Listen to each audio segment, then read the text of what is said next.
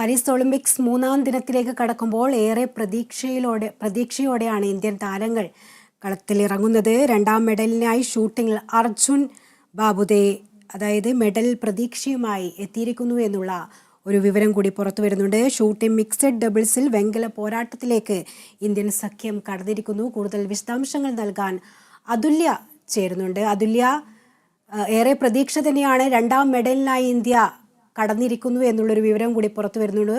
എന്തൊക്കെയാണ് വിശദാംശങ്ങൾ? ശ്രുതി, ഇന്നലെ ഏതാണ്ട് ഇതേ സമയത്ത് തന്നെയാണ് ഇന്ത്യ ആദ്യ മെഡൽ കഴുത്തിലണിഞ്ഞത്. മനു ഭാക്കറിലൂടെ നേടിയ വെങ്കലം. അതോടൊപ്പം ഇന്നിതാ വീണ്ടും മറ്റൊരു മെഡൽ പ്രതീക്ഷയിലേക്ക് ഇന്ത്യക്ക് ഇനി ബാക്കിയുള്ളത് വളരെ ചെറിയ ദൂരം മാത്രമാണ്. പുരുഷന്മാരുടെ 10 മീറ്റർ എയർ റൈഫിൾ ഫൈനലിൽ അർജുൻ ബാബുദ വളരെ മികച്ച പ്രകടനമാണ് കാഴ്ചവെക്കുന്നത്. ആദ്യ സീരീസ് ആരംഭിച്ചപ്പോൾ മുതൽ വളരെ മികച്ച രീതിയിൽ 10 ഷോട്ടുകളിൽ ഓരോന്നും ലക്ഷ്യത്തിനോട് അടുത്തു തന്നെയായിരുന്നു അർജുൻ്റെ ഓരോ ഷൂട്ടിങ്ങും ഉണ്ടായിരുന്നത്. നിലവിൽ 167 പോയിന്റുകളുമായി അർജുൻ രണ്ടാം സ്ഥാനത്ത് തന്നെ തുടരുകയാണ്. ഇതുവരെ 3 സീരീസുകൾ കഴിഞ്ഞെങ്കിലും അർജുൻ രണ്ടാം സ്ഥാനം നിലനിർത്താൻ കഴിഞ്ഞിട്ടുണ്ട്.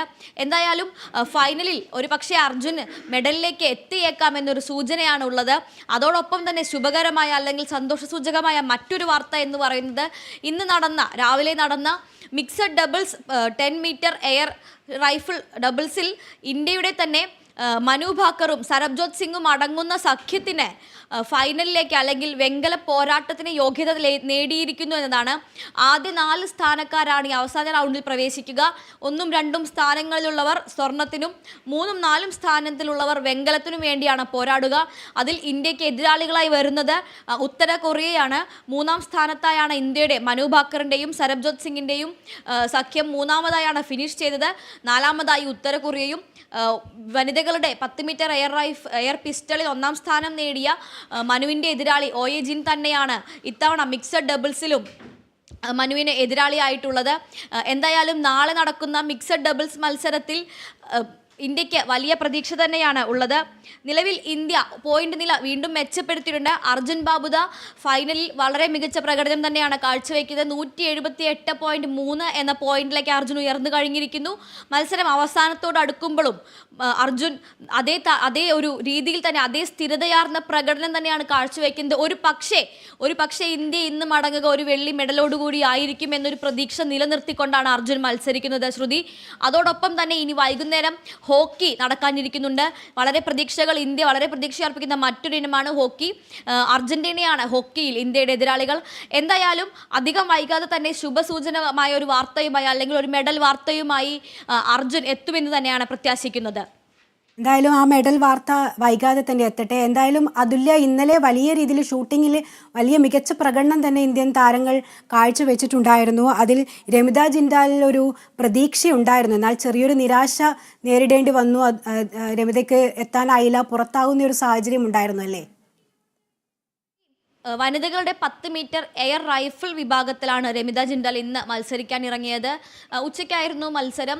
എന്നാൽ രമിത ആദ്യഘട്ടങ്ങളിലെല്ലാം തന്നെ ഒരു സ്ഥിരതയാർന്ന പ്രകടനം നടത്തിയിരുന്നുവെങ്കിലും അവസാന ഘട്ടത്തിൽ 55-ന് താഴെ പോയിന്റുകൾ നേടിക്കൊണ്ടാണ് രമിത ഷൂട്ട് ഓഫിൽ പുറത്താകുന്നത്. ആദ്യ സീരീസുകൾ 6 സീരീസുകളുള്ള ഒരു മത്സരമാണ്. നമ്മൾ ഇന്നലെ സൂചിപ്പിച്ചതുപോലെ തന്നെ അതിൽ ഒരു നിശ്ചിത സീരീസുകൾ കഴിഞ്ഞാൽ പിന്നീട് ഷൂട്ട് ഓഫ് എന്നാണ് പറയുക. ആ ഷൂട്ട് ഓഫിൽ ഒരൊറ്റ സിംഗിൾ ഷോട്ട് എടുക്കുന്നു.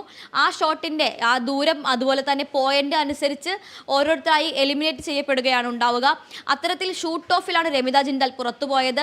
എങ്കിൽ പോലും വളരെ മികച്ച പ്രകടനം കാഴ്ചവെച്ചുകൊണ്ട് വരുന്ന മത്സരങ്ങളിൽ എന്തായാലും ഇന്ത്യയുടെ ഷൂട്ടിംഗ് വിഭാഗത്തിൽ കരുത്തായി മുതൽക്കൂട്ടായി ഉണ്ടാകുമെന്ന് തെളിയിച്ചുകൊണ്ട് തന്നെയാണ് രമിത ജിൻഡാൽ പുറത്തുപോയിരിക്കുന്നത്. ശ്രുതി, എന്തായാലും മൂന്നാം ദിനവും ഏറെ പ്രതീക്ഷ തന്നെയാണ് ഇന്ത്യൻ താരങ്ങൾ നൽകുന്നത്. രണ്ടാം മെഡൽ ലഭിക്കട്ടെ ഇന്ത്യക്ക് എന്ന് തന്നെ നമുക്ക് ആഗ്രഹിക്കാം. അർജുൻ ബാബുദയാണ് ഇപ്പോൾ മെഡലിനായി ഷൂട്ടിങ്ങിൽ എത്തിയിരിക്കുന്നത്. ഏതായാലും ഷൂട്ടിംഗ് മിക്സഡ് ഡബിൾസിൽ വെങ്കല പോരാട്ടത്തിലേക്ക് ഇന്ത്യ സഖ്യം കടന്നിരിക്കുന്നു. അതുപോലെ തന്നെ ഹോക്കിയിൽ ഇന്ത്യ ഇന്ന് അർജന്റീനയെ നേരിടുന്ന ഒരു മത്സരം കൂടിയുണ്ട്. അതിലും ഏറെ പ്രതീക്ഷയാണ് ഇന്ത്യ മുന്നോട്ട് വയ്ക്കുന്നത്.